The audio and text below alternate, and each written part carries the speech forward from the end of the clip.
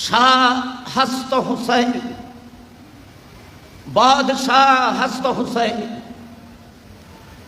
दीन अस्त हुसैन, दीन पनाह हस्त हुसैन, सरदार नदात दस्त बरदस्त यजीद, हक्का के बेनाए ला इलाहा हस्त हुसैन। एर अर्थ हलो शाह हस्त हुसैन खाजा गरीब नवाज समस्त विश्व के सेदिन बोलेছিলেন প্রকৃত বাদশাহ ইমাম হুসাইন, প্রকৃত সম্রাট হযরতে ইমামে হুসাইন, দীন হস্ত হুসাইন। রাসূল পাক সাল্লাল্লাহু আলাইহি ওয়াসাল্লামের রেখে যাওয়া সম্পূর্ণ দ্বীনকে যদি কেউ দেখতে চাও তাহলে হযরতে ইমামে হুসাইনকে দেখতে হবে। ইমামে হুসাইন আলাইহিস সালাম দীনে পানাহ হস্ত হুসাইন এবং দ্বীনের সংরক্ষণকারী ইমামে হুসাইন।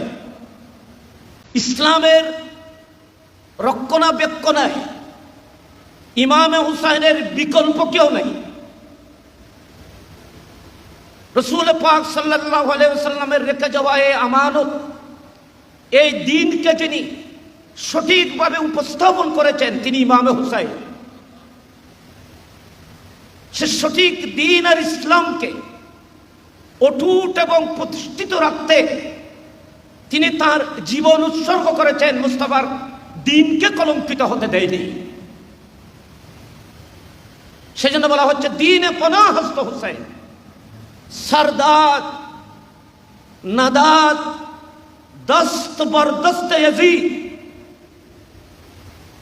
ইমামে হুসাইন আলাইহিস সালাম বলতেছেন আমি আমার ওই সরকে দ্বীনের জন্য, আমার নানা জানের উম্মতের জন্য আমার ওই সরকে কুরবান দিতে প্রস্তুত, যেই সরের মধ্যে আমার নানা জান লক্ষ কোটি বার চুমা খেয়েছে,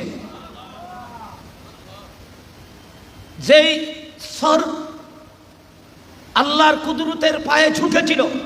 রাসূল পাক সাল্লাল্লাহু আলাইহি ওয়াসাল্লাম যেই সরে পাককে লক্ষ কোটি বার আদর করেছিল, চুমে খেয়েছিল, যেই হুসাইনের সরে পাক জিব্বা মুবারককে রাসূল পাক সাল্লাল্লাহু আলাইহি ওয়াসাল্লাম মিষ্টির মতো যার জিব্বা মুবারককে চুষতেন, ইয়ামতাসু লিসান আল হুসাইন কামা ইয়ামতাসু রাজুলুত তামরা। হাদিসে পাকের মধ্যে আছে রাসূল পাক সাল্লাল্লাহু আলাইহি ওয়াসাল্লাম ইমাম হুসাইনের জিহ্বা মুবারককে ওইভাবে চুষতেন যেইভাবে মানুষ মিষ্টি খেজুরকে চুষতে থাকে। আমার নবী ইরশাদ করেছেন, এ বিশ্ববাসী, হুসাইনের জিহ্বা মুবারক থেকে জান্নাতের কৌসরের শরবতের মজা স্বাদ আসে। সেই ইমামে হুসাইনের সরে পাক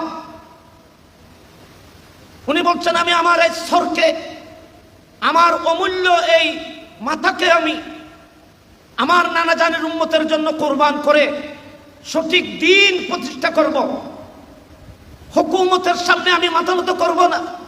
আমি আমার জীবনের বিনিময় হলেও নানা জানের দেওয়া আমানতকে সুরক্ষা করব।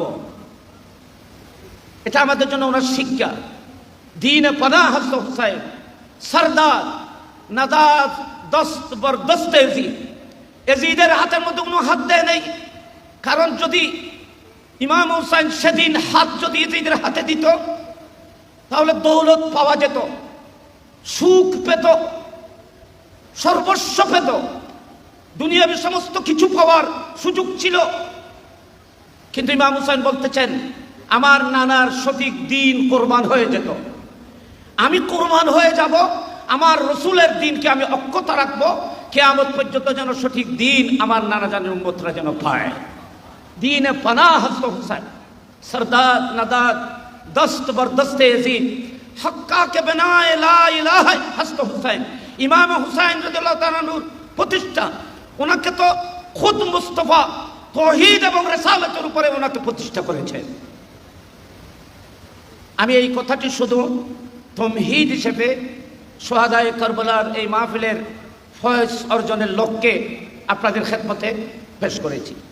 আজকে এই যে শাহাদতে কারবালা মাহফিল, ইমাম হুসাইনের শাহাদতের আলোচনা, ইমাম হুসাইনের শান ও মর্যাদার আলোচনা, ওনার প্রতি শ্রদ্ধা এবং সম্মানের আলোচনা, সুন্দর এই ব্যবস্থাপনা। আপনারা জানেন ইমাম হুসাইনের শাহাদতের আলোচনা এটা সুন্নত হওয়ার জন্য আল্লাহ মুস্তাফার জুবানে করিয়েছে। জুবার করে বলুন না সুবহানাল্লাহ, মুস্তাফার জুবানে। নয়তো ইমাম হুসাইন শহীদ হবে 61 হিজরিতে, কিন্তু আল্লাহর হাবিব সাল্লাল্লাহু আলাইহি ওয়াসাল্লাম ইমাম হুসাইনের শাহাদতের আলোচনা ওই দিন থেকে করেছিলেন যেদিন ইমাম হুসাইন কোলের মধ্যে ছিল। আল্লাহু আকবার বলেন। ইমাম হুসাইন আলাইহিস সালামের শাহাদতের আলোচনা, ইমাম হুসাইন আলাইহিস সালামের শাহাদতের আলোচনা করে চোখের পানি নিক্ষেপ করা, ফেলা, এটা তো আশিক রাসূলদের সুন্নাত নয়, এটা তো খুদ মুস্তাফার সুন্নাত। আমার নবী বলতেছেন শাহাদতে কারবালা হবে 61 হিজরিতে, আমার নবী এগুলো বলেছেন, কিন্তু সেই ইমাম হুসাইনের শাহাদতের আলোচনা নবী ওই দিন থেকে শুরু করেছিলেন যেদিন ইমাম হুসাইন কোলের মধ্যে ছিল। ইয়া রাসূলুল্লাহ, আপনি এটা কেন করলেন? এমন এক সময় আসবে আমার এই আদরের সন্তানদের শাহাদতের আলোচনা করাকে বেদাত বলবে, নাজায়েজ বলবে, দলিল তালাশ করবে। সেটার জবাব আমি রাসূল পাক দিয়ে যাচ্ছি। আমি খুদ রাসূল পাক আমার এই আহলে বাইতের শাহাদতের আলোচনা করছি, এটা যেন সুন্নত হয় এমন তাদের আলোচনার মাধ্যমে আমি চোখের পানি ফেলতেছি। কিয়ামত পর্যন্ত যেন এই শাহাদতের আলোচনা করে আমার উম্মতরা চোখের পানি যেন ফেলে, আমি তাদের সেই চোখের পানিকে তাদের নেজাতের শাফাতের উসিলা করব।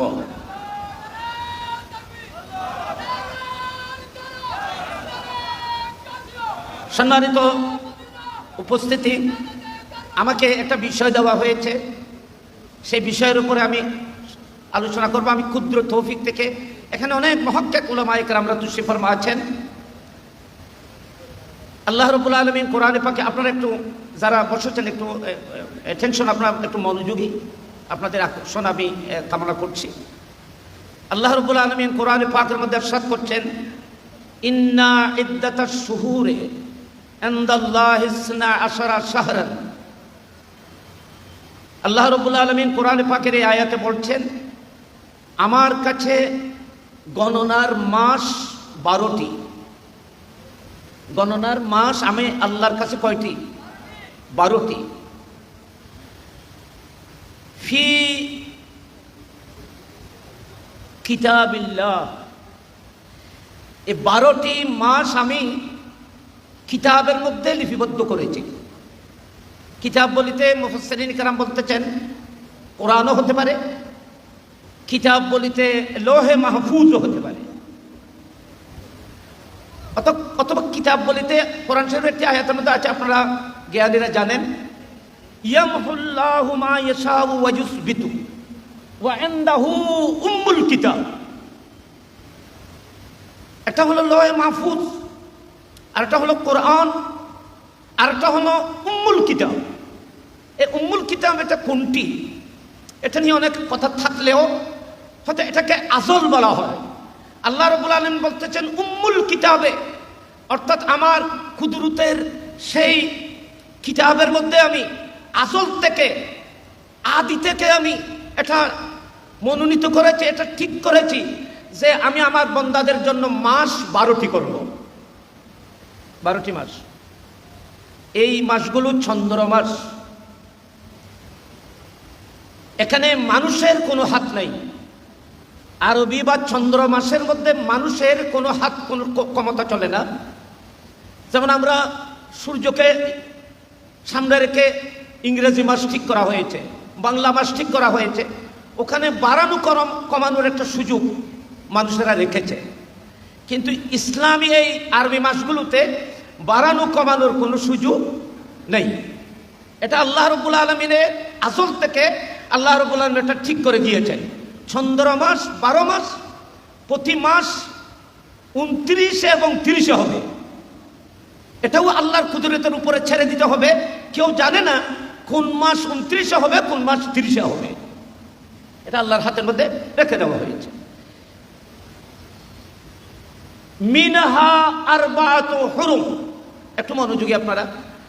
মিনহা আরবাতু হুরুম, আল্লাহ বলতেছেন এই 12টি মাসের মাঝে আমি আল্লাহ পাক 7টি মাসকে সম্মানিত করেছি। কয়টি মাসকে? 7টি মাসকে আমি সম্মানিত করেছি। সেই 7টি মাসের মধ্যে একটি হলো রজব, জুলকাদা, জুলহজ, মুহররম। 3টি মাস একটির সাথে একটি লাগানো, একটি কিন্তু মাঝখানে। রজবের মাস, জুলকাদা, জুলহজ, মুহররম। এখানে সবচাইতে দামি মাস, আল্লাহর কাছে সবচাইতে অনারেবল যে মাসটি, আল্লাহর কাছে সবচাইতে বেশি সম্মানিত যে মাসটি, হযরত মুফাসসিরিনে কেরাম বলছেন সেই মাসটি এই 3 মাসের মধ্যে রজব, জুলকাদা, জুলহজ এবং মুহররম, এই 4টি মাসের মধ্যে সবচাইতে বেশি প্রিয় মুহররমের মাস। একটু বড় করে বলেন না সুবহানাল্লাহ। মুহররমের মাস, যেহেতু এই মুহররমের মাসের একটি গুরুত্বপূর্ণ ফজিলত খুদ আল্লাহ বয়ান করেছেন কোরআনে, এটা বুঝা কঠিন। কোরআনে পাকে বলছেন মিনহা আরবাতু হুরুম, সে 12 মাসের মধ্যে 4টি মাসকে আমি সম্মানী করেছি। ইয়াউমা খালাকাস সামাওয়াতি ওয়াল আরদ, আল্লাহ বলতেছেন একটি দিন, যেই দিনকে আমি আল্লাহ সিলেক্ট করে নিয়েছি, নির্বাচিত করে নিয়েছি, যেই দিন আমি এ আকাশ গগন, আসমান, আসমানের 7 তবক আসমান, সমস্ত আসমান, আসমানের যত কিছু আছে সব কিছুকে, এবং এই 7 তবকায়ে জমিনকে আমি আল্লাহ পাক সেই একদিনের মধ্যে সৃষ্টি করেছি। একদিনে, ইয়ৌমা, শুধু একদিনের কথা বলে, আইয়াম বলে নেই, ইয়ৌমা একদিন। সেই একদিন আমি আল্লাহর কাছে অনেক প্রিয়।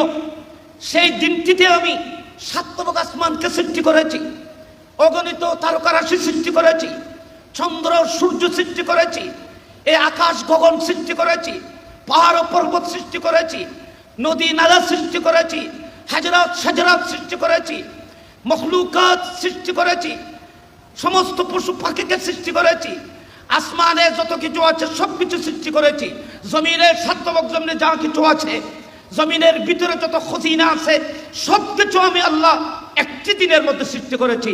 উলামায়ে কেরাম বলতেছেন সে একটি দিন মুহররমের 10 তারিখ।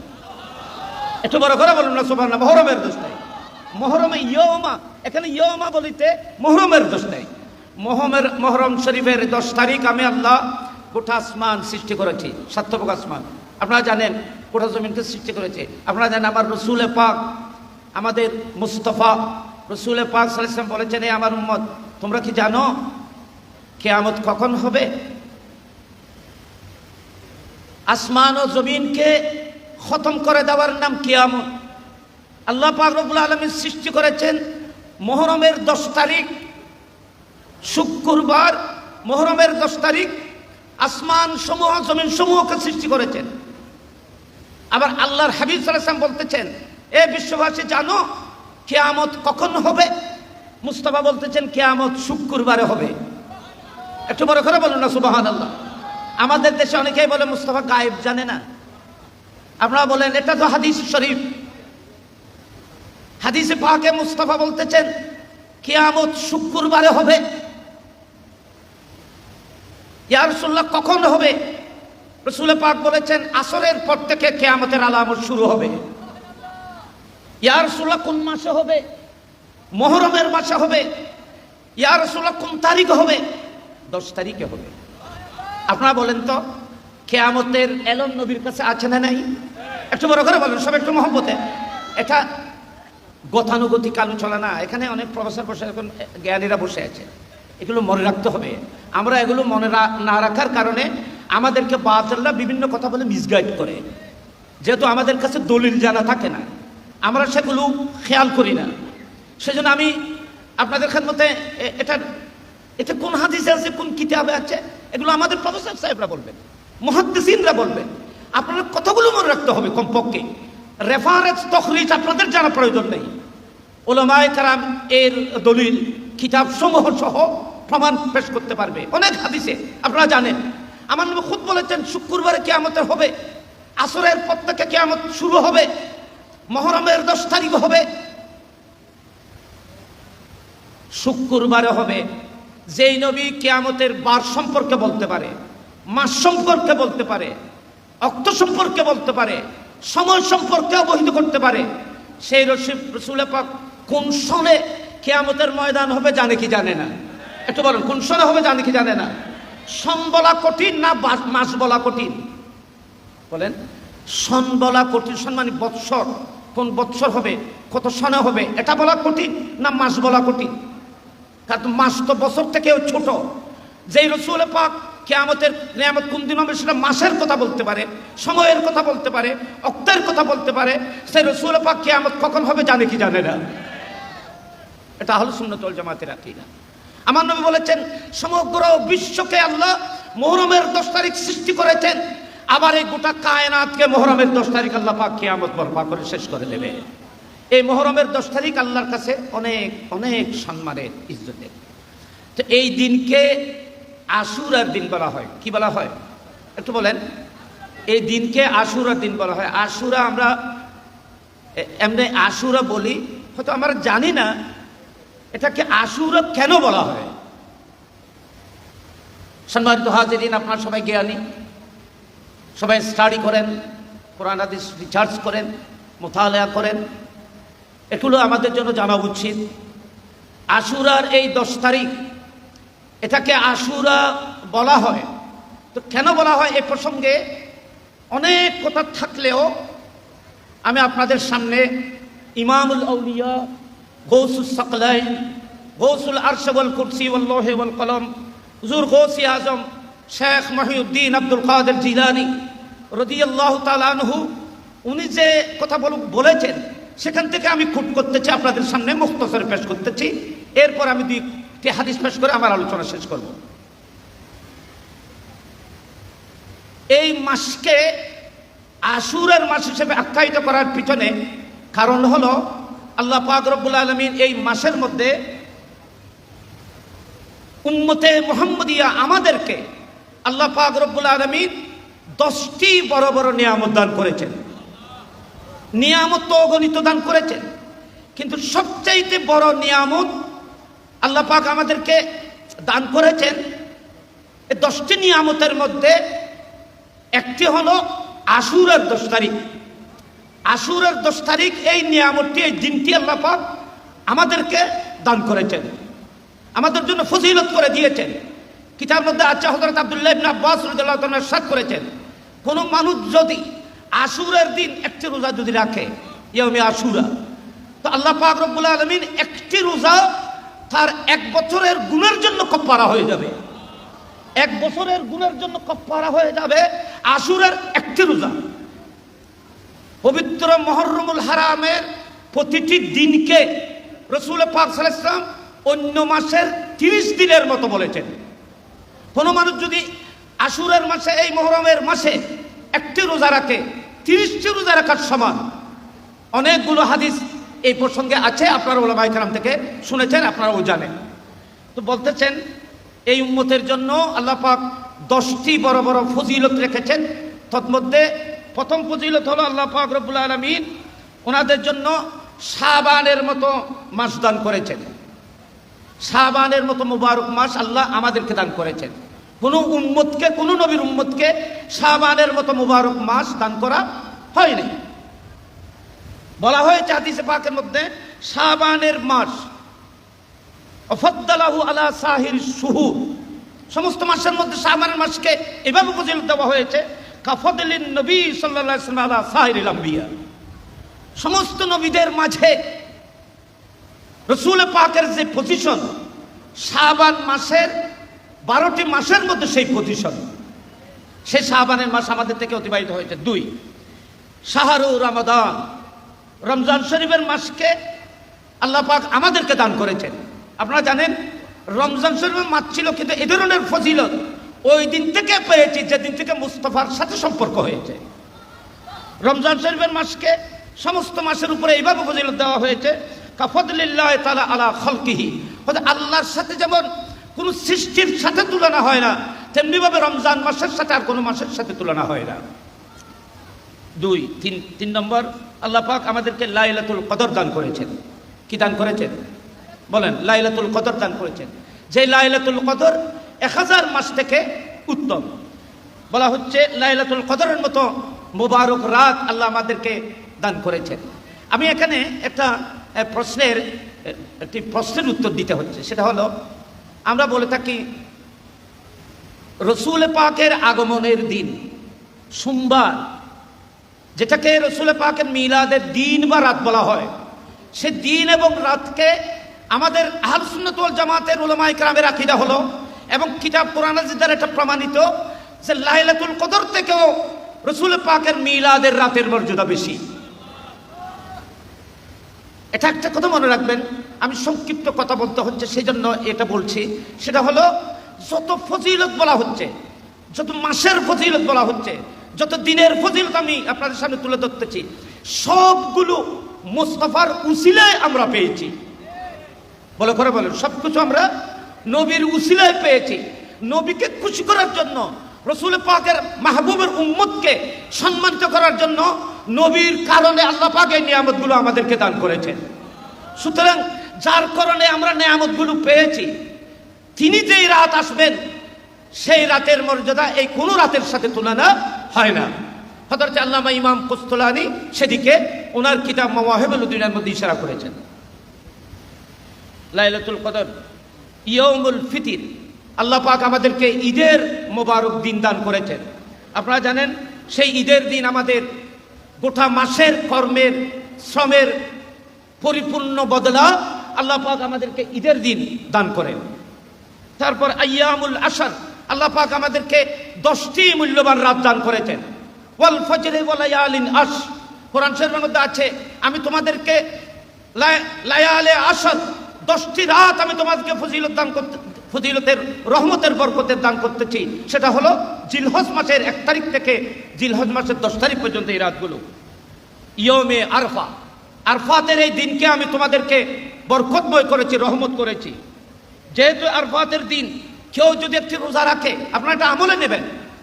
ইয়াউমুল আরফা, আরফাতের দিন কেউ যদি কোনো ইমানদার যদি রোজা রাখে, আল্লাহ পাক রব্বুল আলামিন তার 2 বছর রোজা রাখলে যত সওয়াব, আল্লাহ পাক 2 বছর রোজা রাখার সওয়াব দান করবেন।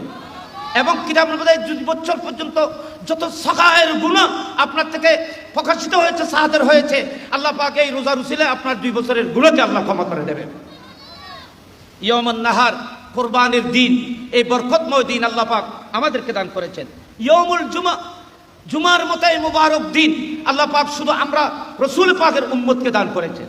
তারপর হলো ইয়মে আশুরা, আমার নবী ইরশাদ করতেছেন ইয়মে আশুরা 10 মুহররমের এই 10 তারিখ ফজিলতের সম্মানের করেছেন আমার উম্মতের জন্য। কেউ যদি সোমহু কাফারাতু সানাতিন, কেউ যদি এই মুহররমের 10 তারিখ একটি রোজা রাখে, আল্লাহ পাক রব্বুল আলামিন তাকে 1 বছরের গুনাহকে আল্লাহ রব্বুল আলামিন ক্ষমা করে দেবেন। সম্মানিত হাজিরিন, উলামায়ে কেরাম বলেছেন, রসুল পাক সাল্লাল্লাহু আলাইহি ওয়াসাল্লাম ইরশাদ করেছেন এই মুহররমের মাস, এই আশুরার মুবারক দিনের কারণে এই মুহররমের মাস অনেক দামি হয়েছে। সবচেয়ে বড় কথা হলো আল্লাহ পাক রব্বুল আলামিন এই মাসের মধ্যে 10 জন নবীকে অনেক বড় বড় ফজিলত দান করেছিলেন। 10 জন নবীকে অনেক বড় বড় ফজিলত দান করেছিলেন। তন্মধ্যে একটি বড় ফজিলত হলো শাহাদাতে হুসাইন। মুহররমের 10 তারিখ এই মুবারক দিনে ইমাম হুসাইন আলাইহিস সালামের শাহাদাতের ব্যবস্থা আল্লাহ জন্য করেছেন। মাহবুব, শাহাদাত ইমাম হুসাইনের নয়, ময়দানে কারবালায় ইমাম হুসাইন শাহাদাত বরণ করে নাই, বরং হুসাইনের শাহাদাতের মাধ্যমে আপনাকে আমি শাহাদাতের মর্যাদা দান করেছি।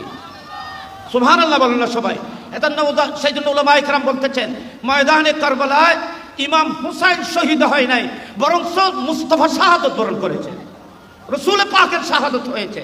শাহাদত এটা একটা দুর্ঘটনা নয়, শাহাদত এটা একটা বলা নয়, শাহাদত একটা মুসিবত নয়, শাহাদত একটি বড় নিয়ামত, শাহাদত একটা অনেক বড় আলা নিয়ামত। আপনারা বলেন খুদ রসুল পাক সবসময় দোয়া করতেন, আল্লাহ তুমি আমাকে শাহাদত দান করুন। রসুল পাক সবসময় দোয়া করতেন, আল্লাহ আমাকে শাহাদত দান করুন, শাহাদতের মর্যাদা দান করুন। তো আপনারা বলেন মুস্তাফার শাহাদ দোয়া কবুল হবে কি হবে না? বলেন রসুল পাকের দোয়া কবুল হবে কি হবে না? তো আল্লাহ বলতেছেন মাহবুব আপনার দোয়াকে আমি তো কবুল করতে হবে, আপনার দোয়া তো ফেরত দেওয়া যাবে না। আপনি দোয়া করতেছেন শাহাদতের জন্য।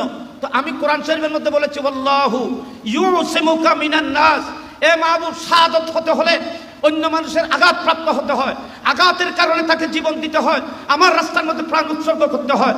মাহবুব, আমি তো ওয়াদা করেছি আপনাকে কোনো পৃথিবীর মানুষের হাতে আপনাকে শহীদ হতে দেওয়া যাবে না। আপনাকে কেউ হামলা করতে পারবে, কিন্তু আপনার মওত আমার হাতে থাকবে। আপনাকে কেউ মওত দিতে পারবে না, আপনার জীবনের গ্যারান্টি আমি দিচ্ছি। সুতরাং আপনি দোয়া করছেন শাহাদাতের জন্য, সেজন্য আপনার এই শাহাদাতকে আমি ট্রান্সফার করে আপনার কলেজের টুকরা হুসাইনের মাধ্যমে আপনাকে মাকামে শাহাদাতের মর্যাদা দান করব। সেজন্য উলামায়ে কেরাম বলতেছেন, ময়দানে কারবালায় ইমাম হুসাইনের শাহাদাত নয়, খুদ রাসূল পাকের শাহাদাত। সম্মানিত হাজিরিন, কথা আর বাড়াবো না, একটি কথা আমি বলে শেষ করছি। হযরতে হাসান বসরি রহমতুল্লাহ আলাইহি, উনি বড় আরেফ ছিলেন, অনেক বড় তরিকতের ইমাম ছিলেন। মাওলা আলী রাদিয়াল্লাহু তাআলা আনহু তিনি খলিফা ছিলেন। সমস্ত তরায়েকে হক্কা, সমস্ত তরিকতের ইমামদের মাঝে হযরতে হাসান বসরি তার সিলসিলার মধ্যে অন্তর্ভুক্ত। হযরতে হাসান বসরি রাদিয়াল্লাহু তাআলা আনহুকে তৎকালীন প্রেসিডেন্ট, যিনি তৎকালীন ক্ষমতায় যিনি বসেছিলেন